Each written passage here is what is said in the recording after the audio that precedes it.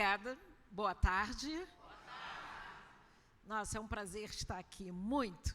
Há 2 anos atrás eu estive aqui também, e como eu aprendi com vocês, né? Como eu soube do trabalho riquíssimo de vocês, e como presidente da BEAD, que também dá todo um suporte, né, para as comunidades, e nós também encaminhamos aqui para vocês. Parabéns.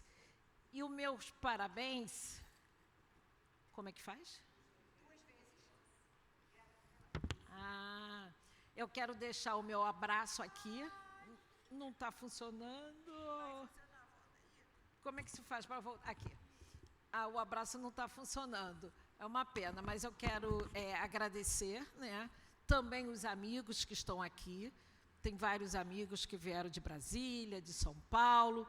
E eu encontrei também ex-cliente. O Guilherme já fez uma propaganda danada. Vocês devem estar achando que ele é muito velha, mas pior que eu sou mesmo. E eu encontrei uma pessoa muito querida aqui, né, com 26 anos de tratamento, que fez comigo lá atrás, né? Então, estar aqui é sempre uma honra, né, poder falar, né, nesse lugar. Então, eu separei um pouquinho hoje, eu vou falar para vocês, né, nesse primeiro momento, vou fazer um recorte, tá? Homens, mulheres e LGBTQAP+, e sobre mulheres negras.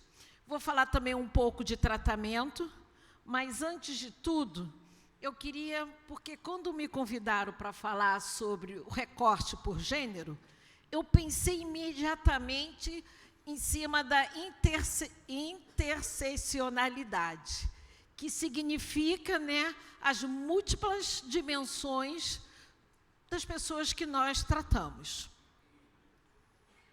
Muito obrigada. Então, eu vou fazer um pouquinho, e eu trouxe alguns dados para vocês. Eu gostei dessa dinâmica de pedir para ler, né? Adorei. Vamos lá para todo mundo acordar. Vamos lá, quem lê junto comigo primeiro?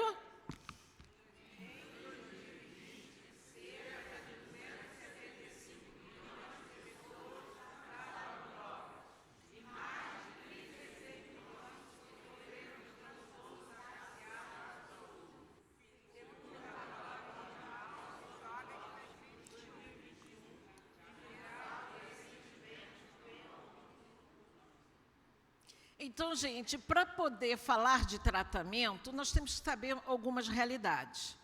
Não adianta falar só, né, do tratamento, como se faz, porque em algum momento eu vou repetir a fala do Nelson, né, da importância do tratamento, da abstinência, mas nós também temos que saber dados, e esses dados são dados de realidade, né? O alcoolismo, por exemplo, é responsável pela morte de 3 milhões de pessoas por ano. Isso é muita coisa. Então, nós precisamos, sim, né, cuidar, precisamos, sim, ajudar. Mais de 200 doenças e lesões estão relacionadas ao uso de álcool, segundo a Organização Mundial de Saúde. Eu sempre falo brincando, não sou eu que estou dizendo, não, é a Organização Mundial de Saúde, né? É uma base de pesquisa, uma base científica. Cerca, né, de 64 milhões de pessoas em todo o mundo sofrem o transtorno associado ao uso de drogas. Apenas 1 em cada 11 pessoas recebem tratamento. As mulheres, como foram ditas, né, têm menos acesso ao tratamento do que os homens. Então, essa é uma realidade que nós temos que modificar. Essa é uma realidade que nós temos que parar para poder ver e mudarmos.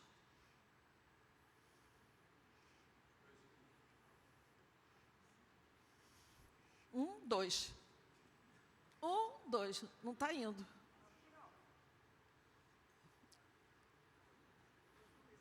Não, esse não é meu, esse é da Ana. A do meio. 1, 2. Ah, vamos lá, dando continuidade. É temperamental. Eu acho que podem me ajudar também. Então, outro dado, né, importante, de acordo com a Secretaria de Saúde, o álcool foi, né, maior entre os homens, mas com as mulheres também estão crescendo a questão, né, do beber. Lá. O homem, 31,9% e as mulheres, 20,5%. E as outras drogas, menor. Mas vamos pensar, né? O álcool é a droga lícita. O álcool é a droga mais consumida e que mais mata. E é a droga aceita pela sociedade.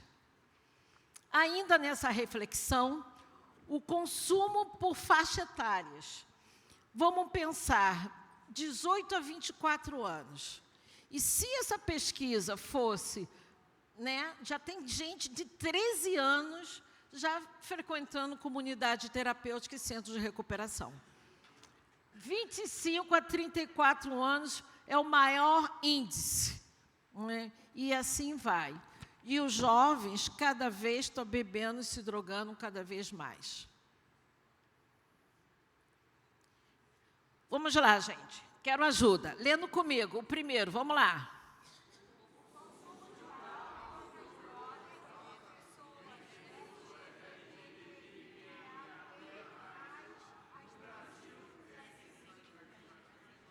Mais elevado que na população geral, refletindo vulnerabilidades sociais, emocionais e estruturais enfrentadas por essa comunidade. Então, falamos de homens e mulheres. Também temos que falar, né? E aí eu coloquei lá embaixo, porque sempre me perguntam, eu tenho que ter uma cola, tá? Então, LGBTQIAPA+, lésbica, gay, bissexuais, transgênero, queer, intersexuais, assexuais, pansexuais e outras identidades, né? Então, gente, dentro dessa categoria, dentro dessa área, o álcool, né, dentro da pesquisa, também revelou que 91% acabam, né, consumindo o álcool. Tabaco e maconha, 64%. As outras substâncias lícitas, como cocaína e crack, chega a ser 39%. Né? E essa outra droga psicoativa, que é a droga do sexo, que as pessoas acabam consumindo para fazer sexo e vir à noite. Então, é muito sério. Então, nós temos que olhar a questão de gênero pelos 3 olhares, né? Não podemos deixar de ver também essa realidade. Então, alguns desafios hoje no Brasil. O Ministério da Saúde aponta que aproximadamente 10% das mulheres negras de idade adulta consomem álcool de forma problemática. E com um número crescente de jovens. E muitas mulheres negras, né, que bebem, muitas vezes o seu companheiro também bebe. Isso está aí também nas pesquisas. E o que acontece? Muita violência doméstica. A metade das mulheres que engravidam perde seus empregos e quando retornam da licença. É um outro dado da mulher. E, com isso, começam os problemas e começa a questão do beber. Em 2020, foram relatados 105 denúncias de violência da mulher aqui no Brasil. Né? Em maio e junho de 2020, né, foram 40% da população feminina relatou depressão, ansiedade e estresse. E, atrás disso, a questão do álcool. O Ministério da Saúde e o IBGE, né, colocam que 10% a cada 100 mil pessoas negras no Brasil, em uma taxa de 30%, 7,9% morrem. Né? E 100 pessoas não negras, as pessoas brancas, né? Então, gente, é uma realidade que também temos que pensar. Por que eu trouxe também essa questão do negro em particular? Porque nós temos também que dar uma atenção para as pessoas negras. Vocês podem me dizer assim, mas são todos iguais? Somos seres humanos? Sim, nós somos seres humanos, né? Mas eu também acredito que o uso do álcool e das drogas, muitas vezes, vem para quê? Aplacar a nossa dor. E entramos em recuperação, conseguimos, né, nos resgatar os nossos valores, e os negros, que diariamente sofrem agressões, diariamente sofrem invisibilidade, diariamente sofrem racismo. E muitas vezes o uso do álcool e das drogas vieram para aplacar essa dor. Parou de usar, e aí, como é que enfrentar isso do dia a dia? Como é que enfrentar o que aconteceu, saiu no jornal, só porque um homem abriu a mochila para pegar a chave do portão, recebeu um tiro, porque era negro, pensou que fosse bandido. Como é que os clientes que lá da clínica, que relatam que para entrar numa padaria tem que levantar a blusa para dizer que não está armado para comprar um pão? E vocês podem perguntar, Selene, você já sofreu, né, racismo? Muito, muito. Isso já tem alguns anos, foi na pandemia, quando eu estava fiz aniversário de 61 anos, gente, eu sou velha, hein?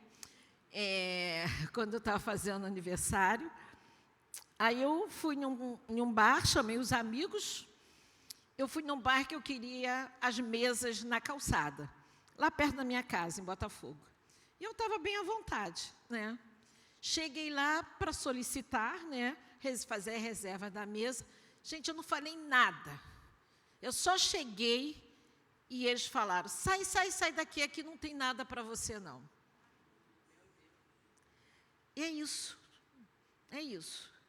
E eu respirei fundo e falei, mas eu tenho para você. Você recebe salário? Eu vim aqui pagar o seu salário. Eu quero falar com o gerente. Então, gente, são coisas que a gente tem que enfrentar diariamente. Então, temos que dar atenção para as mulheres, para os negros, para os homens e para o LGBTQIA+. Nós temos que parar e ver e dar uma atenção especial. Mas vamos falar disso ainda. É uma outra realidade que a gente tem que parar para pensar e colocar isso dentro do nosso tratamento. Não podemos fingir que isso não acontece. E, gente, eu sempre trago isso nas minhas apresentações, sempre. Porque vou começar a falar do tratamento, eu trago isso para a nossa reflexão. Eu sempre falo nas minhas aulas do chá e do ATC. Nós, profissionais, e quem trabalha com problemas relacionados ao álcool e outras drogas, tem que ter conhecimento técnico-científico, tem que estudar, temos que ter habilidade e temos que ter atitude. Mas também temos que ter atenção, ternura e carinho. Tem que gostar de pessoas. Se nós não tivermos atenção, ternura e carinho, nós não vamos ajudar, porque as histórias dos dependentes químicos são histórias fortes. Eu atendi um lá na clínica, já tem algum tempo, que estava o filho, o pai e a esposa. A criança tinha mais ou menos seus 8 anos, mas ela estava assim, né, torta, a coluna torta. E, geralmente, numa entrevista de avaliação, eu ponho todo mundo para dentro e depois que eu fico só com a pessoa que tem os problemas relacionados. E aquela criança torta foi que o pai, com ciúmes, dizendo que o filho não era dele, jogou a criança e aleijou a criança. Então, anos, ele olhou aquele filho, que ele disse que não era dele, né? E a culpa fazia ele beber, e a culpa fazia beber. E é como vocês falaram aí, meu Deus, como é que atender uma pessoa? Meu Deus, eu tenho que ter um carinho pelo ser humano. Eu tenho que ver essa pessoa, resgatar a pessoa. Se eu vou com julgamento, eu não vou ajudá-lo. Por isso que nós temos que ter ternura. Um outro caso muito sério que eu atendi, dentro de um trabalho que eu fiz em Belo Horizonte, uma irmã chorando para mim. A minha irmã, usuária de crack, foi para Belo Horizonte e me deixou aqui no interior com os filhos. Abandonou devendo o traficante. O traficante foi lá e disse, se não pagar a conta da sua irmã, eu corto um dedo do filho dela. Eu achei que aquilo fosse brincadeira. E ela não tinha dinheiro para pagar e ele cortou o dedo do filho dela. E falou, se você não pagar semana que vem, eu vou cortar o outro dedo. E aí a comunidade se reuniu e pagou esse traficante, todo mundo, né? Gente, como é que é olhar para essa criança, atender essa criança e atender depois essa mãe, né? Tem que ter amor, tem que ter conhecimento técnico para poder como ajudar. Eu tenho que parar para dizer para mim mesmo de que maneira eu posso ajudá-la, com toda a culpa, né, com a doença que ela tem. Foi. Então, gente, outras reflexões. Um dependente químico é uma pessoa que apresenta, né, problemas físicos e psíquicos. Alguém aqui tem dúvida que a dependência química é uma doença? Alguém tem dúvida? É uma doença física, psíquica e social. É uma doença que atrapalha a vida da pessoa. É uma doença evolutiva que consequências sérias. Dentro dessa doença, né, o comportamento fica muito alterado. A percepção, né, do paciente em relação à qualidade terapêutica está entre os mais importantes fatores de permanência no tratamento. Então, se eu tenho um paciente, acolher esse paciente, né, com uma postura de acusador, com uma postura crítica, sem uma ternura, sem um contato, né, sem um aperto de mão forte, né, ele não vai ficar. Se eu começar, né, que eu falo, que o diagnóstico popular, ele é um sem vergonha, ele não quer nada, ele é um fraco. Se eu começar com esses pensamentos, né, eu não vou conseguir perceber que essa pessoa perdeu o controle por causa do álcool e das drogas, eu não vou perceber que essa pessoa tem síndrome de abstinência, eu não vou perceber que essa pessoa desenvolveu uma tolerância, eu não vou perceber que essa pessoa tem uma compulsão, estreitamento de repertório, e apesar dos problemas, essa pessoa continua se drogando. Vocês sabem do que eu estou falando? Alguém sabe? Alguém sabe do que eu estou falando? Eu estou falando dos critérios de diagnóstico da CID-11. O que eu falei aqui é o que nós precisamos saber para fechar um diagnóstico. Isso tem que estar no nosso sangue, né? O tratamento tem que ser avaliado constantemente, não só no início. Tem que fazer várias avaliações para poder melhor ajudar essa pessoa. O nosso médico, o diretor José Mauro, lá da clínica, ele sempre coloca nossa orientação, né, lá da abordagem, nós não tratamos de drogas, mas, sim, de pessoas que têm problemas relacionados ao consumo de álcool e outras drogas. Então, nós não tratamos de droga, nós tratamos de pessoas. E essa pessoa pode droga álcool. Essa pessoa pode a droga cocaína, maconha e parar. Mas pode começar a desenvolver a compulsão por medicamento. Pode começar a compulsão por jogo. Então, a pessoa que precisa ser tratada. Nós temos que ajudar a pessoa a encontrar o seu equilíbrio. Temos que ajudar a pessoa, né, dentro da sua resiliência e lidar com a vida. Alguém aqui tem vida fácil? Ninguém tem. É difícil, gente.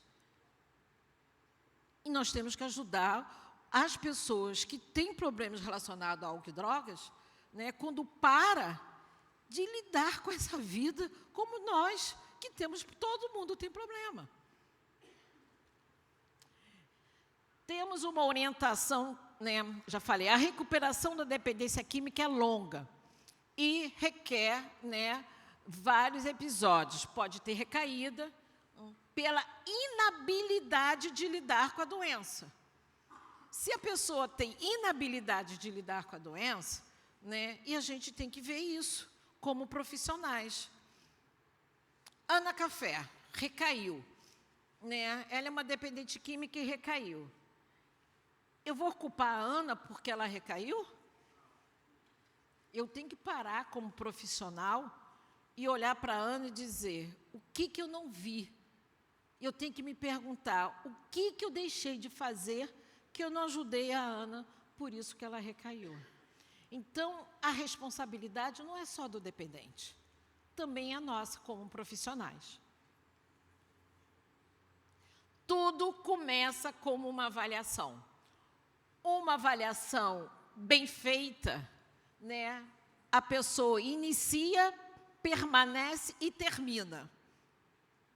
Então, dentro de uma avaliação, né, que eu acabei de falar, eu posso, né, dizer que essa pessoa que tem problemas relacionados ao álcool e outras drogas, ela não é um dependente químico, mas ela fez, né, um uso abusivo. Ela abusou, fez um uso de risco. Bebeu na hora do trabalho e teve um acidente. E foi encaminhado para a empresa, para a clínica, para fazer um diagnóstico. E eu não vi dependência. A pessoa não tem compulsão, a pessoa não tem perda de controle, não desenvolveu tolerância, não tem síndrome de abstinência. Então, a pessoa não é um dependente, mas fez um uso de risco, fez um uso de abuso. Essa pessoa vai para uma comunidade terapêutica? Vai para um centro de recuperação? Vai para o AA ou para o NA? Vai ou não? O que fazemos com essa pessoa? O que fazemos? Caminhar para uma terapia ou um programa de intervenção breve. Hoje tem programa que são 6 sessões estruturada, programa de prevenção, educação, acompanhamento e mudança de comportamento. São 6 sessões para a pessoa saber o que significa beber e trabalhar, beber e dirigir. Mas, se eu fecho o diagnóstico na dependência química, eu vou encaminhar ele para um centro de recuperação ou para uma comunidade terapêutica. E chegando num centro de recuperação e numa comunidade, eu tenho que saber qual a expectativa dele. Porque dentro de um centro, eu tenho que começar a perceber, né, como lá está dizendo, eu gostaria que ele iniciasse, permanecesse e terminasse o tratamento. Então, eu tenho que saber qual a expectativa dele. Aqui, eu já estou começando a trabalhar prevenção de abandono. Aqui, eu já estou começando a trabalhar prevenção de recaída. Quando ele traz uma expectativa muito alta, e aí eu ajudo ele a botar o pé no chão. E ele escreve, eu quero resgatar isso, eu quero mudar isso, eu quero fazer aquilo. Vamos, calma. Você vai conseguir isso tudo? Quanto tempo? Não, eu quero isso o mais rápido possível. E se não vai acontecer assim tão rápido, o que pode fazer? Ele acaba recaindo, ele acaba abandonando o tratamento. Então, em função da expectativa deles. Então, nós vamos trabalhar. E a gente também tem que colocar a expectativa do centro de recuperação. Quais são as expectativas? Se tomar remédio, tem que dizer para o profissional. E tem que tomar o remédio de acordo com a prescrição médica. Não se automedicar. É uma expectativa do centro de recuperação ou de uma comunidade terapêutica. Né? Outra expectativa do centro ou de uma comunidade. Não pode, né, ter arma branca, não pode ter nenhuma arma, canivete, não pode ter nada. E assim a gente vai traçando a comunidade, né, a expectativa, né, do centro. Não pode trazer droga e nem bombom, nada que tenha conteúdo com álcool. E aí, cada centro tem as suas expectativas. Lá, né, tem uma expectativa que eu acho muito legal, que é, se teve um lapso ou se teve uma recaída, peça ajuda imediatamente. Se está difícil, peça ajuda imediatamente.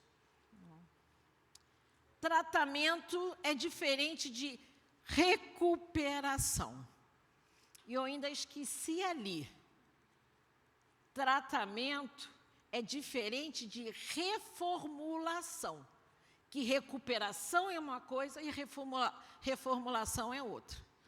O que é recuperação? O que é recuperação? Vamos lá. Alguém sabe? Recuperar algo que tinha perdido. Como? Recuperar algo que tinha perdido. E o que seria? Me cite um exemplo. Sua integridade. A sua integridade. E o que é reformulação? Como? Mudar o comportamento. Né? A recuperação, eu coloquei diferente, mas a recuperação é ele. A reformulação pertence ao nosso paciente, ao nosso cliente. E o tratamento pertence a nós. Então, nós temos que ter técnica, temos que ter habilidade para poder acompanhar a recuperação e a reformulação. A recuperação são as ferramentas que nós vamos dar para ele. Evite o primeiro gole, evite a primeira dose, evite lugares da ativa, evite no seu primeiro carnaval limpo, não vá brincar. Nós vamos trabalhando os evite, principalmente de olho, como foi o Guilherme que falou de manhã, que eu achei importante. Nós temos que trabalhar de acordo com cada realidade, aqui no Rio de Janeiro, com todas essas festas, com esse show que teve da Lady Gaga aqui, né, gente? Um grupo lá, não, eu quero ir, eu vou perder essa oportunidade. Aí nós tivemos que prepará-los para ir para o show. Porque parar de beber e se drogar não é parar de viver. Existe vida. Então, nós ajudamos as pessoas, criando um planejamento, um plano de ir e de voltar. Um exemplo. Como? Mudança de hábitos. Antes de ir, jante. Vai com o estômago cheio. Só isso ajuda? Não. Não vai sozinho. Leve alguma coisa doce. Compre a sua latinha de refrigerante. Não deixe ninguém comprar para você. Fique segurando a sua latinha. Vá em grupo e volta, né? Sai de casa antes e quando terminar o show, vai direto para casa. Não vai não fica pulando de bar em bar.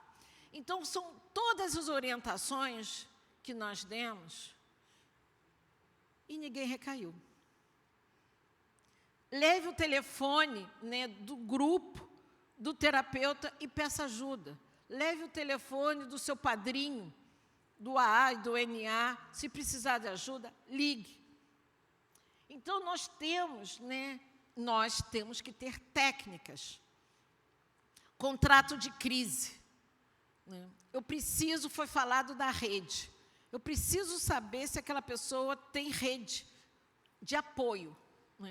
Eu preciso saber qual é o meio que ele tem que vai ao uso. Porque ele sabe. Eu fico na comunidade, eu faço isso, eu faço aquilo, e a gente vai escrevendo, e dentro de um lado, todo o que pode favorecer, e na outra coluna, ferramentas para ele poder lidar com essas crises. Quando olhar o filho, o que ele vai fazer? Vai sentir culpa? Vai. Mas ele não vai usar mais o filho para poder se drogar. Fortalecer a rede de apoio e deixar muito claro o início, meio e fim do tratamento. No momento que nós estamos falando, né, do tratamento como todo, ele está tendo mais segurança. Então, gente, voltando para cá, temos que ter um grupo só de mulheres. Compreender a dependência química, olhando para a questão do gênero, é poder dar voz a essas mulheres que lutam todos os dias, que estão em sofrimento e que também precisam quebrar barreiras. Temos que dar voz aos homens, né, na questão da masculinidade. Eu tenho que falar, né, sobre machismo, eu tenho que falar a questão de saúde, de gênero, e são grupos separados. Lá na clínica, nós temos uma delegada mulher, que o filho passou lá, ela fez o programa familiar lá, e quando ela fez o programa, né, ela se resgatou como pessoa, porque ela sentia muita culpa, porque via o filho se drogando e não tinha coragem de fazer nada como uma delegada. Levava droga para dentro de casa. E ela foi fazer o programa antes dele ir se tratar. E ela conseguiu mudar o comportamento dela, e o filho pediu ajuda pela sua própria mudança. Então, o que eu estava falando? Me perdi. Da delegada. Então, nós convidamos a delegada para poder dar uma palestra, falar sobre a violência doméstica. Fazemos, né, grupo separado, né? Quem faz esse grupo lá é o Jax, né, para poder trabalhar o foco, né, dos homens. Abuso sexual, violência doméstica.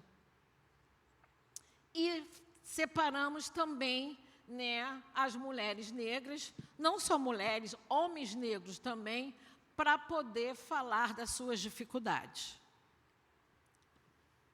Então, também temos um grupo próprio de LGBTQIA+, né? Nós também trabalhamos de uma forma separada, porque a maioria tem um estresse muito grande, sofre de ansiedade, rejeição familiar, exclusão social, né, falta de emprego, um sofrimento emocional muito intenso, muito, gente. E nós precisamos ajudá-lo a lidar com isso. Porque se nós não ajudarmos, o que ele vai fazer para suportar a dor dele? Que ele conhece há tantos anos. É o álcool e as drogas. E quais são as consequências disso? Então, gente, e as mulheres negras, né, também sofrem, como eu já coloquei, de baixa autoestima, invisibilidade, né? Os relatos também são relatos muito fortes e é onde a gente tenta ajudar. Tem um professor da Universidade de Ribeirão Preto, eu assisti numa palestra, eu achei muito importante o que ele disse, né? Pensando no álcool como um alívio do sofrimento psíquico, eventualmente observa-se no atendimento clínico o consumo ser associado ao esforço da mulher em intenso sofrimento emocional, né? É isso que eu estou falando, gente. Então, eu escutando ele, né, com toda uma teoria, com toda uma pesquisa, o que eu vejo na prática. E o resgate, né, é incrível, é incrível.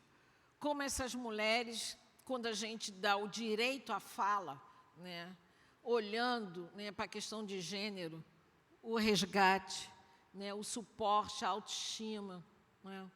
E como eu coloco sempre, né, nós ajudamos a encontrar a liberdade, mas ela tem que aprender, né, a saber como lidar com ela. Eu trouxe essas reflexões que eu gosto muito.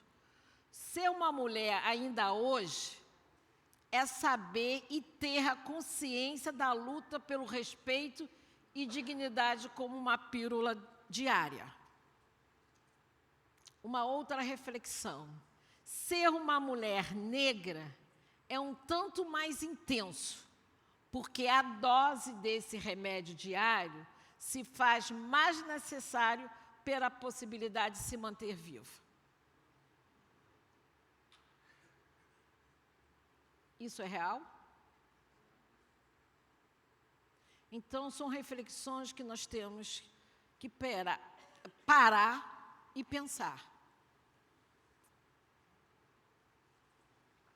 Terminando, né, esse momento do tratamento, que falando um pouco das mulheres, continuando trabalhando a solidão delas, o racismo estrutural, o sentimento de invisibilidade e as microagressões diárias.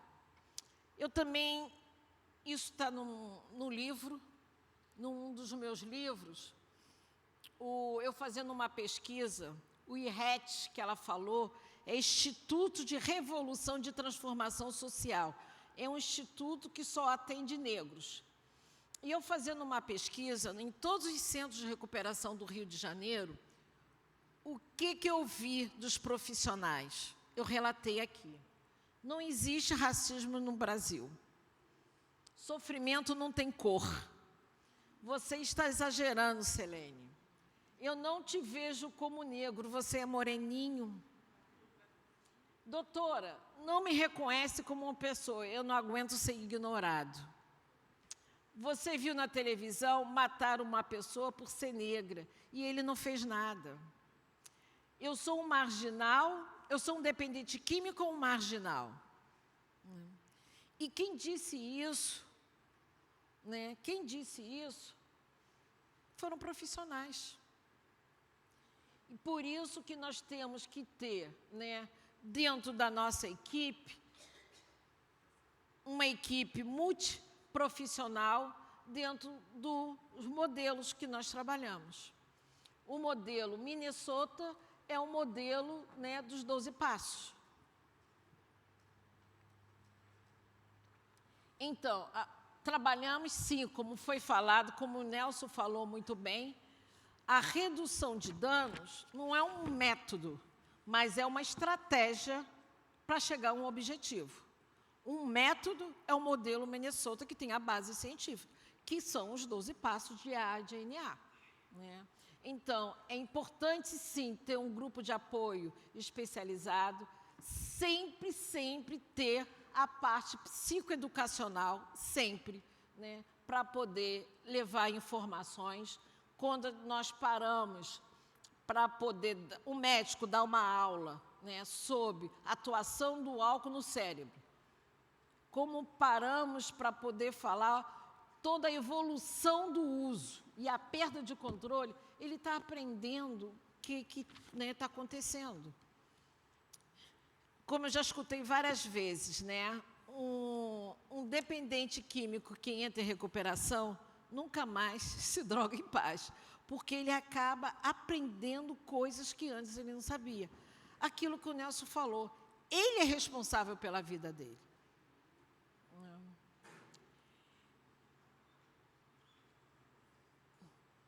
Vocês conhecem os 13 princípios?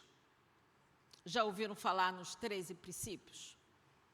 Ele é antigo, né? Ele foi criado, né, em 1999 e foi revisado em 2012. Esses princípios é a única pesquisa que nós temos que a ONU e a OMS, né, fundamentaram, né? É uma pesquisa científica baseada em evidências, é um guia para tratamento. Então, ele tem todo um respaldo, mas eu só trouxe 4 para não ficar muito longo. Não existe o melhor tratamento, existem práticas mais eficazes do que outras. Então, temos que pensar em cada caso, em cada caso. Eu gostaria de fazer uma dinâmica. Você que é mais jovem, me dá esse assim. Se eu descer aqui, eu vou ter dificuldade de subir. É isso mesmo, pode ficar aí. Ó, vocês estão ouvindo? Vamos dizer que isso aqui é um dependente químico, barulhento, né, fazendo algazarra, né, perdendo o controle, né, chegando tarde em casa, e ele pediu ajuda. E ele tem que parar, E nós estamos ali para ajudá-lo, não estamos? Você quer ajudar ele? Você quer ajudar? Vocês querem ajudar? Quer ajudar? Quer ajudar? Né? Então, para ajudar essa pessoa, para ele parar, nós temos que ter técnica. Então, eu vou passar um a um e vocês não podem fazer barulho. Nós, profissionais, para ajudar essa pessoa, temos que ter paciência, temos que ter cuidado, temos que ter amor, atenção e técnica para ajudar essa pessoa. Ana?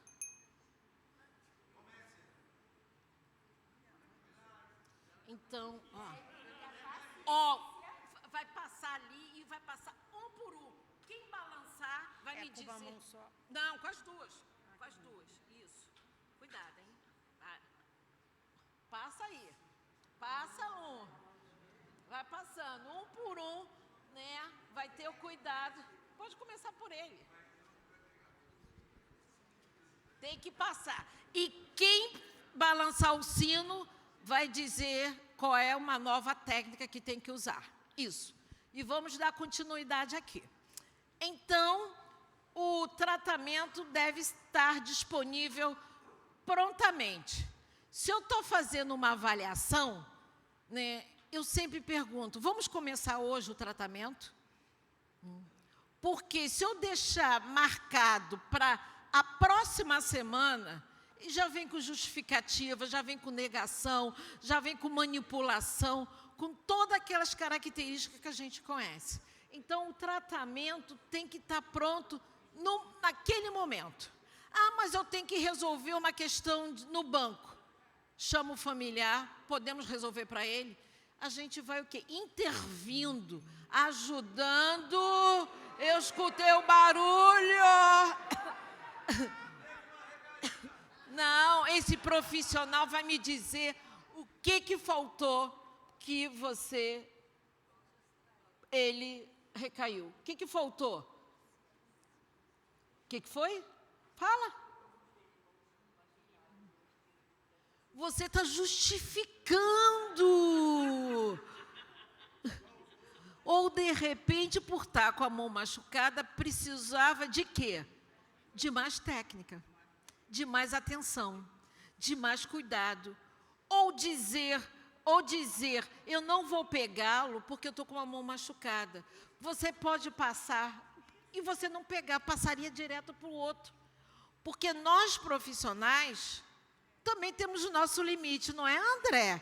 Escutamos isso semana passada, né? Em um estudo. Então, temos que saber das nossas limitações para poder melhor. Nem todo mundo eu consigo ajudar. Se eu não estou conseguindo, eu vou passar para a Ana, eu vou passar para o André, para poder melhor ajudar. Vamos dar continuidade? Olha, eu estou atento ao barulho, hein? Terceiro princípio.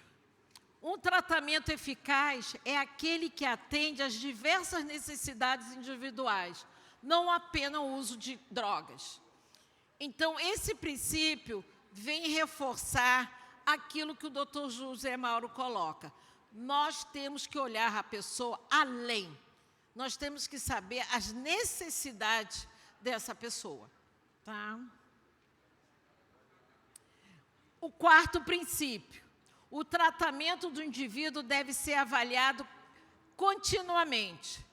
Essa pessoa parou de beber.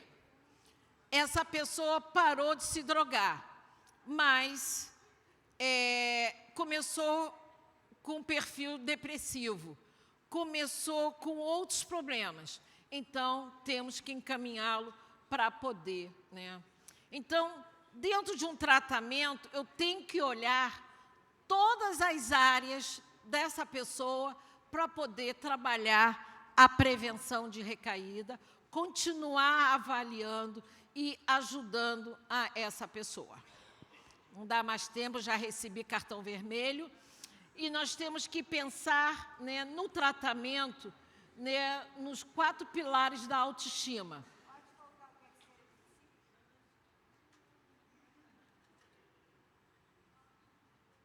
O terceiro?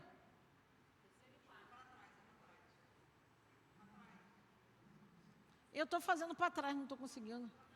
Não. Não estou conseguindo. Não estou conseguindo para trás. Para trás. Ed, dá uma força, por favor. Volta, por favor. Mais um.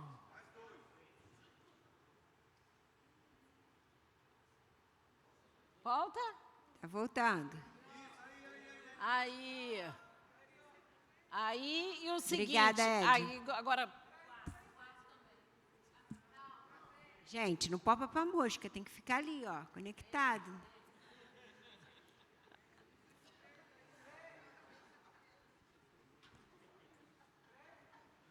Foi o 3 agora, já repetiu o 3. Vamos para o 4 e agora avança aí.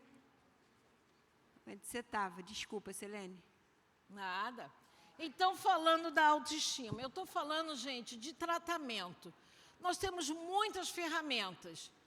Eu vou chamar 2 colegas que eu acredito muito no tratamento deles, da forma, e esse tratamento vem somar com o nosso tratamento, né? Porque o mundo está mudando. Quando eu falo lixa de evite do dependente químico, antigamente nós falávamos evite lugares da ativa. Hoje, na lixa de evite, temos que ter apague todos os seus contatos nos celulares. Apaga tudo da internet, do Facebook, do Instagram. Isso agora tem que estar na lista dos evites. A coisa está mudando. E com essa mudança, eu quero trazer 2 experiências, volto a dizer, né, que eu confio neles enquanto profissionais e eles estão trazendo coisas novas. 2 minutos. Andrés. Tudo bom, pessoal? Boa tarde. 2 minutos ali contado. Eu sou André Almeida, sou uma pessoa em recuperação a longo prazo. E eu saí das drogas e estou no mestrado agora. Faço mestrado na Unicamp, em psiquiatria, saúde mental e neurologia. E estou validando o uso de um aplicativo como ferramenta para suporte e tratamento de pessoas em recuperação aí também nessa jornada de cuidado. Então, hoje, a gente já tem soluções digitais que dão suporte, né, como a Celene falou, são outras modalidades de tratamento, tanto para o profissional quanto para o paciente, né, permitindo que ele possa monitorar o humor, possa ter diário de sentimento, tem botão de SOS para pedido de ajuda, tem inteligência artificial para falar de saúde mental, criar estratégias ali para cuidado, e principalmente para quando o profissional não estiver disponível para ele poder conversar e de alguma certa forma ali aliviar alguma dor, né? Não é terapia, mas pode ser terapêutico e pontual em alguns momentos. Ele tem conteúdos educacionais, então ele tem blog, tem podcasts, tem diversos testes que ele pode realizar e se autoconhecer, e a partir disso ele conseguir também criar estratégias, trocar com o profissional dele e assim ter mais ferramentas para se manter em abstinência em recuperação a longo prazo. E a cerejinha do bolo que a gente fala do nosso lado usando tecnologia é o chamado área de risco, que permite ele mapear áreas de risco, e assim quando ele entra nesse local ele é alertado e o profissional também consegue saber a data e a hora que ele entrou, qual que foi a área de risco e quanto tempo ele ficou. Então, o profissional trabalha de forma preditiva, por quê? Porque tem diversos dados, e preventiva, porque ele atua sem antes ter que acontecer algum tipo de problema. Então, é a tecnologia já funcionando, tem IA que faz leitura de dados em redes sociais e consegue predizer se aquela pessoa está, né, com risco de recaída ou não, né, tem uso de machine learning, tem uso de realidade virtual, então tem uso aí de diversas ferramentas tecnológicas. E todo mundo aqui, eu tenho certeza que tem um celular. Está usando tecnologia. Por que não usar tecnologia também, né, para o bem na questão da recuperação? Então, quem quiser saber um pouquinho mais também, só ir ali atrás, ali, né, tenho estudado mais sobre esse assunto e eu posso auxiliá-los aí, dando sugestões, né, nem falando da solução especificamente, mas ampliando um pouquinho mais o olhar com o uso da tecnologia para o dia a dia, para poder ajudar-nos aí, os profissionais e as pessoas também poderem se ajudar. Porque a Selene falou uma coisa importantíssima. A gente tem muito estigma, tem muito preconceito. E você tem uma ferramenta na palma da mão que te possibilite você já iniciar uma busca de ajuda, entender um pouco mais o seu problema, isso facilita, isso permite que as pessoas tomem um cartão vermelho, mas também busquem ajuda. Boa tarde, sou André Grangeiro, sou psicólogo, também estou em recuperação a longo prazo, né? E não estou inventando, mas trazendo de volta a questão do acompanhamento terapêutico, que surgiu aí na década de 40, 50 na Europa e nos Estados Unidos, veio para a América na década de 70 e para o Brasil nos anos 80. Claro, na área psiquiátrica e também na dependência química. Hoje, né, com a 5ª turma formando profissionais, porque a modalidade é de intervenção psicossocial. É tudo isso, auxiliar o dependente ou até mesmo a família, porque nós falamos sempre paciente, paciente, e eu pergunto, e a família, fica onde? Este profissional, que é capacitado, né, ele tem essa intervenção. Eu digo que o acompanhamento terapêutico nada mais é do que os olhos da equipe, multidisciplinar. Ele trabalha com psicólogo, psiquiatra e TO. Então, ele pode fazer um trabalho muito de base no dia a dia, no locking aberto, né, no setting aberto, que é no sentido de estar no dia a dia com esse paciente, ou até mesmo com essa família. Porque você trata o dependente, ele volta para o seio da família, que está disfuncional. Então, ele pode fazer essa ponte e essa intervenção nessa família, nesse paciente. Então, o acompanhamento terapêutico hoje tem várias áreas. Idoso, criança, jurídico e também na dependência química. Por estar com esse curso, no sentido, porque eu vejo, não tem só o meu, tem N cursos no Brasil. Mas eu digo que é difícil encontrar profissionais, como a Selene falou, no sentido de amor, lidar com a humanização, trazer a questão de conhecimento, de ciência. E o acompanhamento terapêutico, ele faz esse papel, ele complementa tudo aquilo que todos os profissionais estão querendo, o objetivo do quê? De valorizar o indivíduo na sua capacidade de lidar com o seu dia a dia. Então, também estamos ali para poder falar um pouco mais sobre isso. Então, o acompanhamento terapêutico é importantíssimo nesse papel desse tratamento também. Muito obrigado. Realmente, o acompanhamento terapêutico, quem sai de uma comunidade terapêutica, né, os primeiros passos, né, dormir em casa, caminhar, fazer alguma atividade, é muito necessário.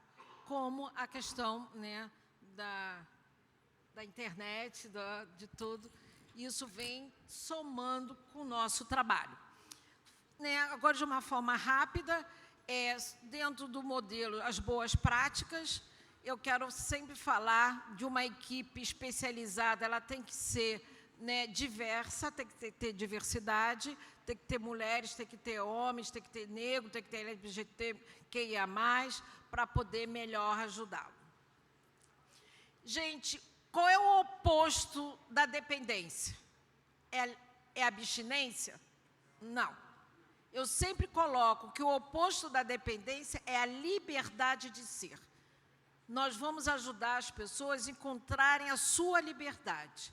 A falta da liberdade que constitui a doença.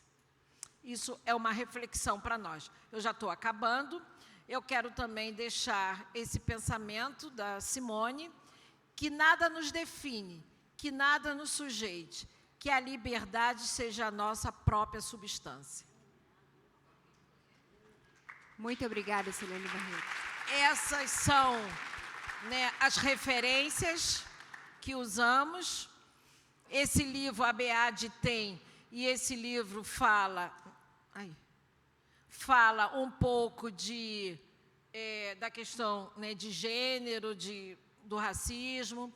E eu quero convidar vocês para o congresso, né? Esse congresso vai ser agora aqui no Rio de Janeiro. É um congresso da BEAD, é um congresso internacional. Esse congresso reúne várias pessoas, mas várias pessoas mesmo. E vai ser no Otton Palace Hotel, tá? Então, façam suas inscrições, porque realmente vai ser um congresso. Vai ter lá um curso do pré-congresso o dia inteiro só de comunidades terapêuticas. É isso aí. Tá? De AT também, vai ter um curso de AT, vai ter um curso sobre síndrome alcoólica fetal, com o Dr. José Mauro, mulheres que bebem na gravidez, vai ter um curso de tabagismo, vai ter isso tudo no pré-congresso. Então, participem. E também, na hora do almoço, vai ter um seminário com a SENAD, Secretaria Nacional Antidrogas, junto com os conselhos. Tá? E vai ter desconto em grupo, quem for em grupo vai ter desconto. Então, participem, não deixa... a Ingrid está lá atrás e a Bel para ajudar vocês nessas inscrições. Eu vou finalizar aqui também trazendo essa reflexão. Isso eu carrego comigo sempre. Ter uma convicção forte é o segredo para sobreviver às dificuldades. Obrigada, gente, Muito pelo obrigada. carinho.